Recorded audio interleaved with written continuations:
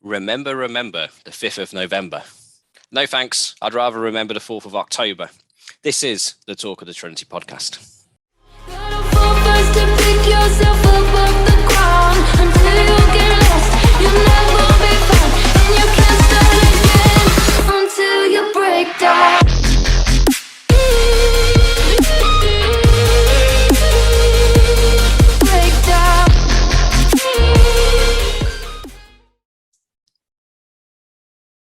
Hello and welcome to the next instalment of Talk of the Trinity podcast.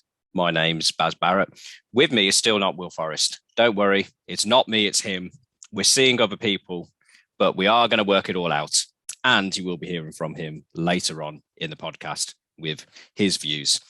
Check us out on our Twitter page at Talk Trinity, on our YouTube channel at Talk Trinity, podcast available on Spotify, Amazon, Google, Stitcher, probably some other places as well, but all the links are on our Twitter page. And where there's been some keen debate going on amongst Villa fans over the last few days and weeks. We're putting out polls, putting out chats. Thanks for all your engagement with that. We really appreciate it. Also appreciate all the likes, retweets, subscribes over our various channels. Helps us get out the message and our views and your views as well about things that are going on at Villa at the moment. And speaking of things that are going on with Villa at the moment, have to address the events of Friday night down at St Mary's. Southampton 1, Villa 0.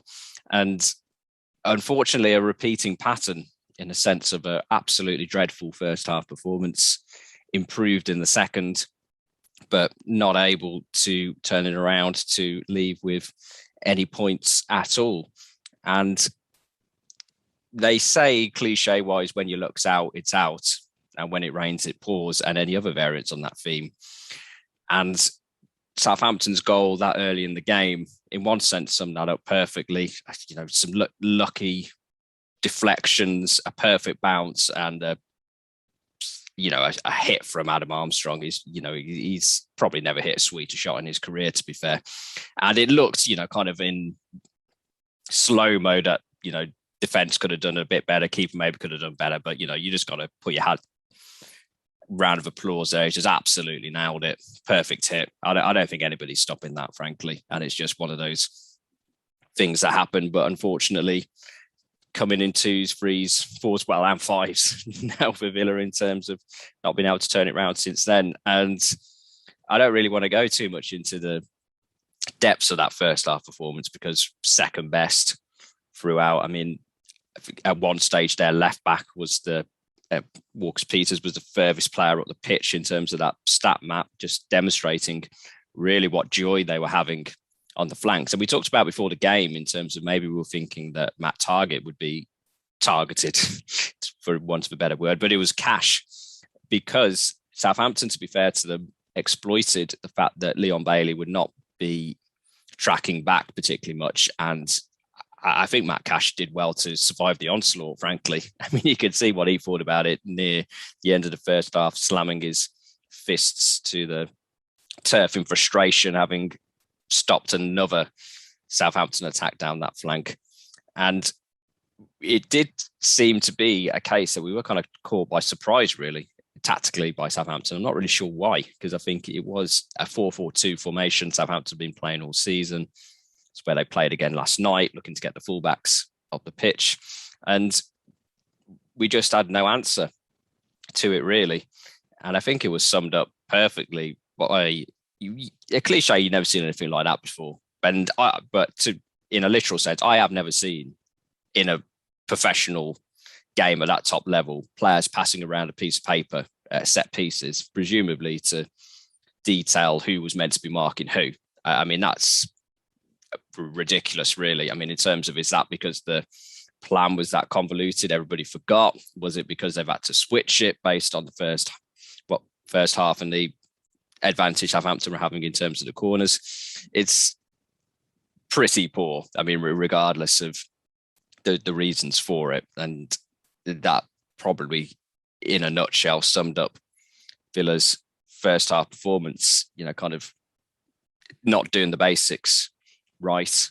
And it could have been more than one, really. I think Southampton, they've had their own trouble scoring goals, and with a more clinical finisher or more clinical finishers, it could have been 2 or 3 at half time, and I don't think there could have been any complaints at all. I mean, possession wise, Villa were absolutely battered, and a real frustrating performance all round, and almost put into more frustrating context by the second half, where there was a tactical switch between Deano and Bailey, but we actually played much better, I thought, in the second half.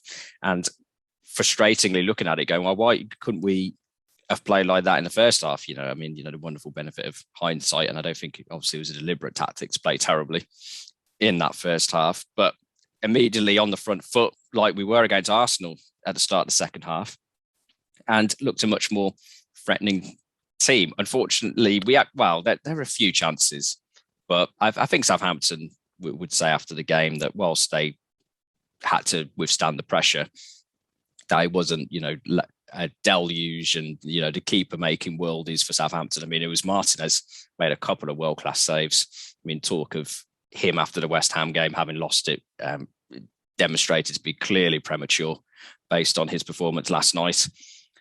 But despite kind of the attacking pressure, a couple of clear-cut chances, I think a draw, you could have said, was a fair result, because we were a better team in the second half and Southampton were a better team in the first half.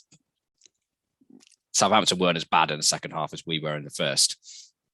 And it is when you're constantly playing catch-up. I mean, in terms of last season, I think Man United, when they were away, they were behind pretty much every game, came back to win. They did that against Southampton.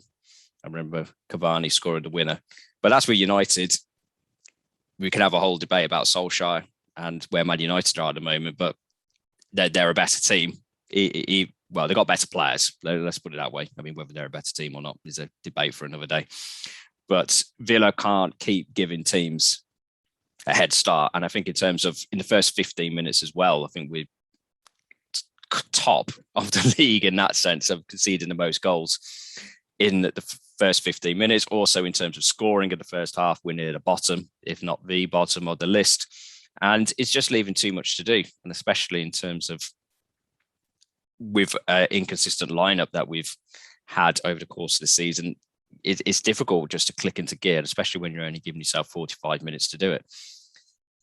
In terms of the bench we had last night, all English bench, which is a rarity in the Premier League, probably the Championship as well. Actually, it'd be interesting to know how often that happens nowadays. But through a combination of kind of injuries and absences, it wasn't the strongest bench, and I think summed up really by the fact you're chasing the game and Keenan Davis comes on, and it's good to see him come back, from injury and kind of back on the field, and nice lad, got nothing personal against him in that sense, but he's not good enough. Let's be honest. I mean, in terms of, he's not a Premier League striker, especially not for a team.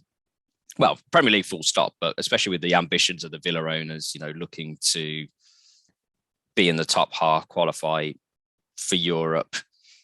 I don't think he's going to cut it, frankly. And I think, we talked about it kind of in the early podcast of the season, the lack of striking options. You have to say that's the only reason he's there still. And a glimpse of the future perhaps was seen when Cameron Archer came on. I mean, there's been talk about his contract, whether he's going to sign. Difficult situation to be thrown into in a struggling team looking for a goal. He got stuck in. I think that's all you can say. I mean, it's going to take time for him to get up to speed with Premier League. It's a different level, even to League Cup football he's been playing. I think the fact that he's technically our top scorer this season probably sums up kind of how desperate things have been in terms of having a centre forward consistently been able to score. I mean, we've been focusing on Watkins and Ings partnership throughout the course of the season so far. not an issue last night because Ings wasn't playing. But you'd think maybe in a couple of weeks' time, if he is back fit, then those questions will rear their head again. And in terms of, kind of other performances on the night, second half, El Ghazi popped up in the second half a little better, but, realistically speaking, you can't say anything else that he should have been sent off in the first half. For the two yellow cards, that the yellow card that was given, you could say that's a yellow card. The second challenge was, if you're using that barometer. I don't think, in terms of people who've been saying simulation, I think that's unfair, actually, to be fair to him, because I think he just fell over. I mean, if he was looking to dive, then, you'd be rolling around, kind of going to the ref. I think he just stumbled, so I think that one was unfair in terms of the criticism, but, by that stage, shouldn't have been on the pitch, really. And speaking of somebody who was on the pitch, Tyrone Mings, I thought he had a good game, to be honest. I mean, we talked about, obviously, he was dropped Sunday, West Ham a big call, restored to the starting lineup because Konza wasn't available. And I thought a decent game, in terms of, I think his place in the team is probably assured going forwards on the back of that performance. Whether anybody else's performance is assured, place in the team is assured based on those performances, we'll have to wait and see. I mean, 2 weeks until the next game, quite a lot could potentially happen in those 2 weeks in terms of players, in terms of the manager as well. I mean, in terms of not going to focus too much on Dean Smith in my review, because in a shout out to some podcasts we're planning on putting out during the international break, we'll be talking about Dean Smith in much more detail, no doubt, with our fans forum.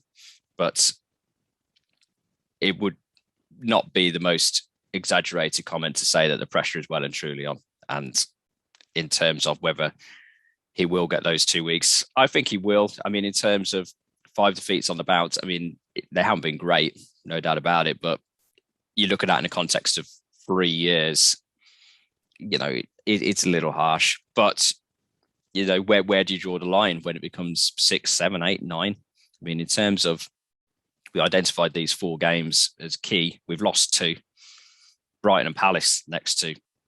If those 2 are defeats, then you're looking at Man City, Leicester. Things could get really dicey in the run-up to Christmas. But I said, I don't want to dwell too much on that at this stage. Don't want to dwell too much on the game.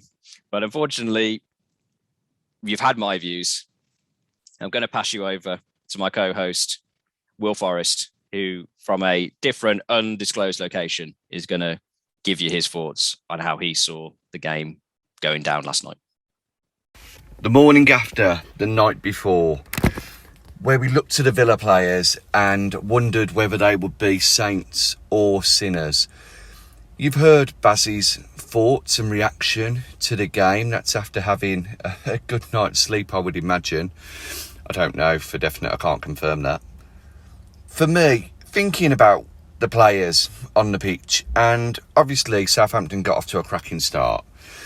Adam Armstrong's goal was phenomenal. And if it isn't in the match of the day, goal of the month reckoning, I would be incredibly surprised. It was, it was a fantastic goal. I don't know. We were awful in the first half, and El Ghazi was lucky to stay on the pitch. Whether being sent off or whether being subbed, I tweeted that I'd have taken him off and I'd brought Carney on. I'd have put Bailey on the left, Buendia on the right, Carney in the middle. I mean, why not give Carney and JPB a chance at that point? Though, for all of the awfulness in the first half, we came good in the second, or we played better in the second. I mean, Stuart Armstrong should have put us to the sword and made it 2-0. Shouldn't he, really? Before half time in that first half with the back post miss. We didn't create anything. We had the one chance from Buendia, and he was just dog awful. You'd hoped for a reaction at half time. I think everybody wanted Smith to do well and wants Smith to do well, to get behind him, but they just lacked any fight or anything. It seemed like the players didn't want to play for him. Half time, I don't know what he's done. Maybe he's got a bit of dirt on them all, because they came out firing. Matty Cash, great throughout again, played really well. Martinez was brilliant, couldn't do anything about that goal. I thought Target was decent. Mings played very well. Twanzebe played well. Slipped up at the end and thought, oh, my days, it's going to be 2-0, but fortunately it wasn't. Marvellous Nakamba played very well again. I felt it was a little bit unfair to take him off ahead of McGinn, though I understand the attacking impetus. Ramsey came on and tried. McGinn has been poor. McGinn needs to be dropped for me. I've said it in a few teams that I put out. He needs to be dropped. Sanson is supposedly back. Get him in if he's fit enough. Jacob Ramsey has shown that he can do it. I was quite surprised to see Marvellous Nakamba in a 2 with McGinn. Personally, I'd have started Ramsey and then taken him off when we got a comfortable lead. You know, Buendia I thought played very well, more so in the second half. He tried things in the first half as well. El Ghazi, as I say, was a waste of space really in the first half and should have come off. And Watkins just isn't his normal self. We need Danny Ings back, in my opinion, if I'm being honest with you. But more so than that, as we say, there wasn't the fight from the Villa lads. And Hassan Huttle, he completely outclassed Dean Smith, changed his tactics as he needed to. When he realised that we'd got the upper hand, he brought on the extra defender. He went for 5 at the back. He had Walker-Peters and Livramento running the show, really, down the wings. They were the 2 key players for Southampton and the best players. It just was not good enough. And regrettably now, it seems as though Deano just looks tactically inept at times. Is a bit stubborn. Okay, he's got players missing, but the changes he makes are questionable. I'd have kept Watkins up front with Archer and brought on Fulgence Bidace instead of Davis. I understand what he wanted to do. He obviously wanted to have the big target man up top to play balls up to him, but they never did that. And I think he would have been found out as well if we carried on trying to do that, or if we even attempted to try to do that. It's one of those. The Brighton game, if Deano is in charge, then I really do hope he sticks with either the 4-2-3-1 and has Louise and Sanson or Louise and Ramsey in the middle, trying to pull strings with pretty much the same back four apart from House or Young at left back. Though Twanzebe played well, does he deserve to be dropped for Conser? And you've got to have Danny Ings up front if you can do. But we'll have to see. Whoever the gaffer is, I support him wholeheartedly. But only time will tell. Time will tell. Anyway, cheers, Tar. Thank you very much for listening, and up the Villa.